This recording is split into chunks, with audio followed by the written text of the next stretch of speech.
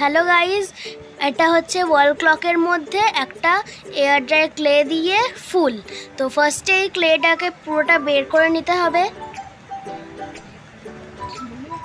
বের করে নেওয়ার পর ভালো করে ওটাকে একদম চাক্কি পিসিং করে রোল করে নিতে হবে। রোল করে নেওয়ার পর ওটাকে 5টা ভাগ করতে হবে। 5টা ভাগ করে ওটাকে গোল করে পাকিয়ে নিতে হবে। তারপর ওই 5টাকে একসঙ্গে আটকে উপর দিয়ে একটা অন্য কালারের গোল করে, ওটা কিন্তু আগে থেকে করে রাখতে হবে, নইলে কিন্তু ক্লেটা শক্ত হয়ে যাবে, ড্রাই হয়ে যাবে।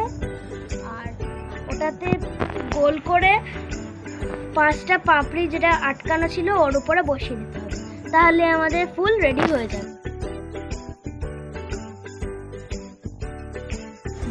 তারপরে যে কোনো চাকু বা কাঠি দিয়ে ফুলের পাপড়ির মতো দাগ করে দিতে হবে প্রত্যেকটা পাপড়িতে।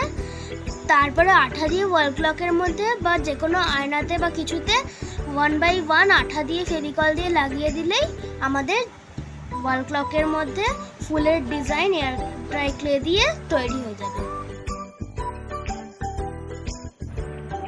ভিডিওটা যদি ভালো লাগে তাহলে like, comment, share and subscribe করবে।